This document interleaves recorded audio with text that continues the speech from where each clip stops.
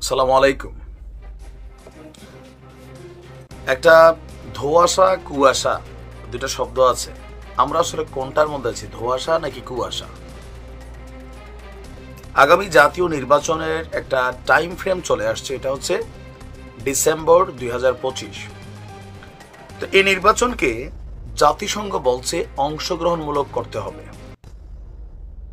কি করতে হবে? অংশগ্রহণমূলক।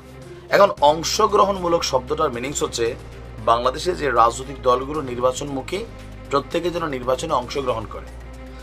বিএনপি ছাড়া আওয়ামী লীগের যে নির্বাচন ছিল আমি ডামি রাতের ভোট, আবার আজকের দিনে আওয়ামী লীগ ছাড়া বিএনপির যে ভোটটা হবে এটা অনেকটা ফ্যাকাশে ফ্যাকাশে হবে।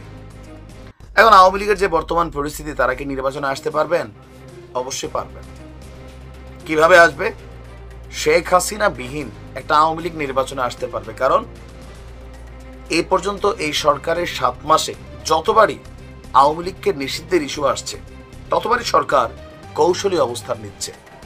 আপনি দেখেন, একদম সর্বপ্রথম সরকার যিনি উপদেষ্টা ছিলেন ব্রিগেডিয়ার জেনারেল শাখাওয়াত, তাকে তার পদ থেকে সরিয়ে দেওয়া হয়েছিল। কেন? কারণ তিনি বলছিলেন আওয়ামী লীগ নির্বাচন করতে পারবে, তবে যারা তাদের সমালোচনা থাকবে, তাদের বিচার হবে, ইভেন পরিশুদ্ধ হয়ে আসতে হবে, এরকম একটা বক্তব্যের পরই একটা জোয়ার উঠল।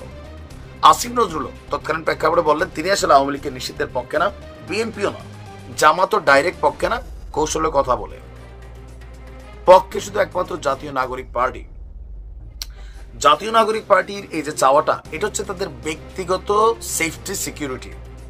রাষ্ট্রের জন্য আওয়ামী লীগকে তারা যতটুকু না চায়, নিজেদের জীবনের নিরাপত্তা ভবিষ্যতের জন্য তারা আওয়ামী লীগকে নিষিদ্ধ চায়। কারণ জানে আওয়ামী লীগ কখনো ক্ষমতায় আসলে এই জাতীয় নাগরিক পার্টি, বিএনপি জামাত যেমন আছে এমনই থাকবে, এর বাইরে কিচ্ছু হবে না।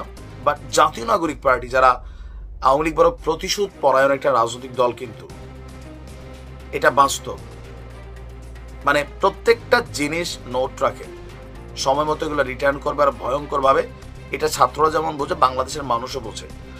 সো নাহিদ ইসলাম একটা ডিপ্লোম্যাটকে, আন্তর্জাতিক গণমাধ্যম ডিপ্লোম্যাটকে একটা সাক্ষাৎকার দিয়েছে। তিনি চান যে আওয়ামী লীগ যেন নির্বাচনে অংশগ্রহণ না করে। ডক্টর ইউনূস কি বলছেন? আওয়ামী লীগ নির্বাচনে অংশগ্রহণ করবে নাকি করবে না এটা তাদের ইচ্ছা, তাদের ব্যাপার। নির্বাচন কমিশন বলছেন এটা আমাদের এখতিয়ার না। তাহলে এখতিয়ারটা কার? আওয়ামী লীগকে রাজনীতিতে নিষিদ্ধ করা, নির্বাচনে নিষিদ্ধ করা, এই সরকারের মধ্যে কার এই সাহসটা আছে যে সিদ্ধান্ত নিয়ে ঘটনাটা ঘটাই ফেলবে? আপনার কি মনে হয় যে এখানে কেউ এটা নিয়ে ভূমিকা করছে? নো। আবার এই যে সার্জিস হাসনাত, তারাও বড় কৌশলী খেলোয়াড়। 5ই আগস্টের পর সম্ভবত 14-15 আগস্ট তারা হাইকোর্টে রিট করছিল আওয়ামী লীগকে নিষিদ্ধ করতে। 24 ঘন্টার মধ্যে আবার তারা সেখান থেকে সইরা গেছে। তারা বলে কারে? সবাই জানে বিড়ালের গলায় একটা ঘন্টা বাঁধতে হবে, কিন্তু দায়িত্বটাকে নেবে এই ঘন্টা বাঁধার এই খেলোয়াড়টা কিন্তু মাঠে নাই। বিষয়টা যাবে ফাইনালি আদালতের উপর। আদালতকে আওয়ামী লীগকে নিষিদ্ধ করবে না, দল হিসেবে বিচার হইতে পারে যারা অপরাধী, যারা দোষী। কিন্তু যারা আওয়ামী লীগ করে, নিরপরাধ মানুষ, তাদের তো রাজনীতি করার অধিকার আছে।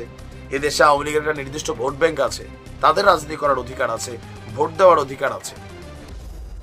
সো নাহিদ ইসলাম যে স্বপ্ন দেখছেন আওয়ামী লীগ নিষিদ্ধ হবে, নির্বাচনে অংশগ্রহণ করতে পারবে না, আওয়ামী লীগ মোরাল যে একটা থিম তাদের হয়ে গেছে কোথাও না কোথাও, আওয়ামী লীগ এমনিও নির্বাচনে অংশগ্রহণ করবে না, হয়তো নিজস্ব ভাবে, আবার করতেও পারে। রাজনীতিতে যে কোনো সময় যে কোনো কিছু ইউ টার্ন নিতে পারে। পাশ করার জন্য করুক না করুক, বাট আওয়ামী লীগ যে আছে এটা জানান দেওয়ার জন্য হয়তো XYZ আওয়ামী লীগের বি টিম সি টিম দিয়ে নির্বাচন হইতে পারে। কিন্তু মোরালি জনগণের কাছে ভোট চাওয়া, রাজপথে আবার দলের পক্ষে কথা বলা, এই মোরালটা আওয়ামী লীগের তৈরি হইতে 5-7 বছর লাগবে। এটা এখন হবে না, এটা বুঝতে হবে। কিন্তু আওয়ামী লীগকে নিষিদ্ধ করে দেওয়া, এটা একক জাতীয় নাগরিক পার্টির চাওয়ায়, সরকার পতনের পর থেকে ছাত্রদের চাওয়ায় কোনো কিছু হয় না। এটা রাজনীতি কন্ট্রোল হয় শুধুমাত্র 32 ভাঙ্গায়, এটা আলাদা, এটা একটা ইস্যু তৈরি হয়েছিল। কিন্তু এরপরে কোনো কিছুই এই জাতীয় নাগরিক পার্টির চাওয়া না চাওয়া কোনো কিছু আসলে ডক্টর ইউনূসও পাত্তা দেন না, বা যারা খেলোয়াড় পিছনে বা সামনে তারাও দেন না।